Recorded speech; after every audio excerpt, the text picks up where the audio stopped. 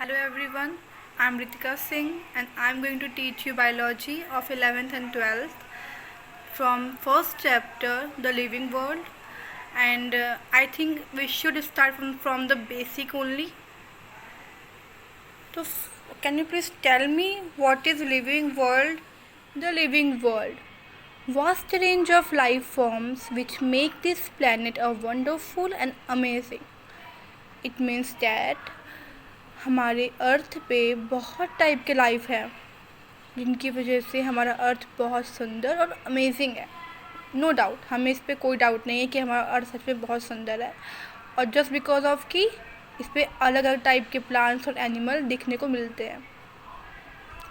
अब हम डिफ्रेंशिएट कैसे करते हैं, कैसे जानते हैं कि ये लिविंग ही है.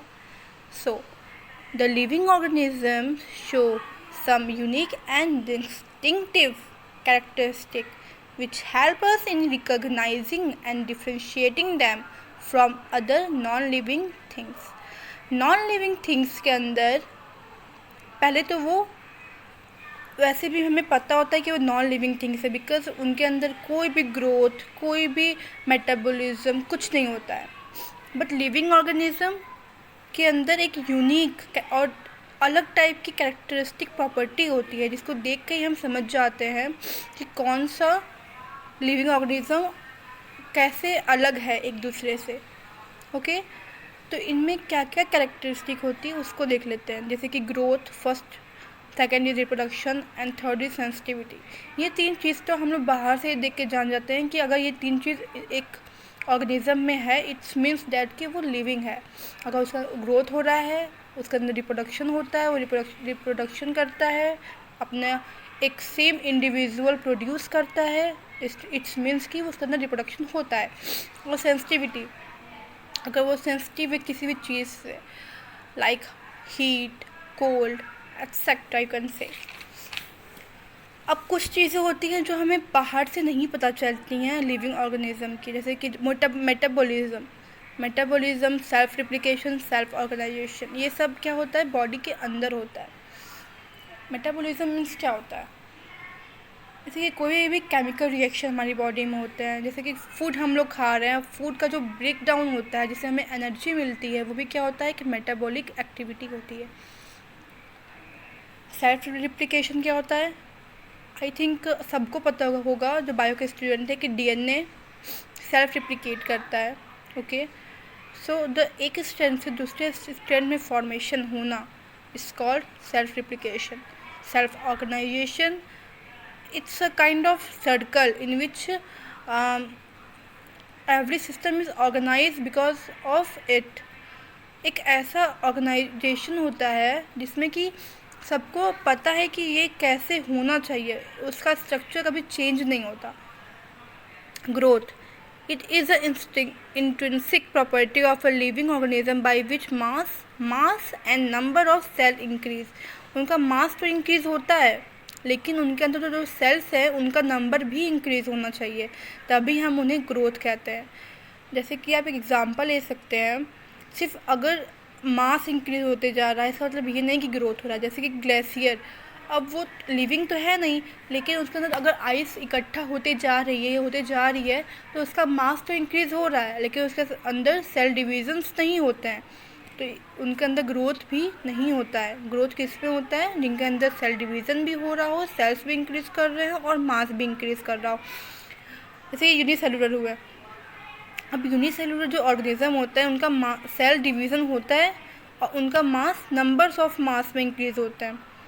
तो उसको अगर हम लोग माइक्रोस्कोप से अगर स्टडी करते हैं तो हम उन्हें काउंट कर पाते हैं. इससे पहले एक सेल्स होते हैं और उसके बाद मल्टीपल सेल्स बन जाते हैं डिवीज़न के बाद.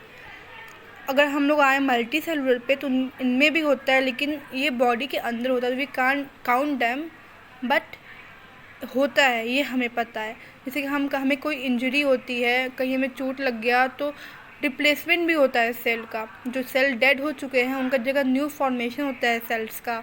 हमारी हाइट पहले बचपन में कम होती है, धीरे धीरे डिवीज़न की वजह से सेल डिवाइड होते होते हमारे ग्रोथ भी होता है और हमारे सेल्स भी इंक्रीज़ करते हैं. तो ये सब क्या है, मल्टी सेलुलर ऑर्गेनिज्म में होता है ग्रोथ. ऐसे सेकेंड पार्ट पे आते हैं, reproduction. Reproduction is one of the fundamental characteristic of a living organism. अगर लिविंग ऑर्गेनिज्म है, इट मीन्स दैट कि उसके अंदर रिप्रोडक्शन होता है, चाहे वो सेक्सुअल हो चाहे वो ए सेक्शुअल हो। सेक्सुअल में क्या होता है कि 2 पेरेंट इन्वॉल्व रहते हैं, और ए सेक्शुअल में सिंगल पेरेंट। फाइन।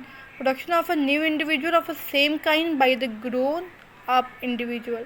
ये है कि रिप्रोडक्शन जब होता है तो अगर पेरेंट जिस स्पेसीज का है वो सेम टू सेम वैसा ही इंडिविजुअल प्रोड्यूस करता है। अब हम पढ़ेंगे sexual asexual reproduction. New individuals are produced by the specialized and unspecialized part of a single parent. वही बात हो गई कि सिंगल पेरेंट से प्रोडक्शन होता है न्यू इंडिविजुअल का। अब फ्यूज़न होता है तो क्या होता है, किस में होता है fusion? Amoeba, bacteria and fungi. Fusion okay. And hydrant इसमें किससे होता है? बड से होता है।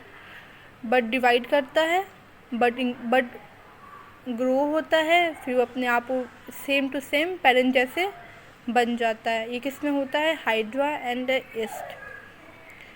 सो ये रिप्रोडक्शन हो गया हमारा। और मेटाबॉलिज्म तो मैंने बता ही दिया कि हमारे अंदर कोई भी फूड जाता है उसके अंदर केमिकल रिएक्शन होता है। इट्स मीन्स दैट कि मेटाबॉलिक एक्टिविटी उसके अंदर हो रही, तभी हमें उससे एनर्जी वगैरह मिलते हैं। सो अभी मैं इतना यहाँ पे एंड अप करूँगी and I will continue on my next video. So please इसको अच्छे से पढ़िए, बिकॉज बेसिक बहुत इंपॉर्टेंट होता है कम्पिटिटिव एग्जामिनेशन के लिए। Have a nice day, bye.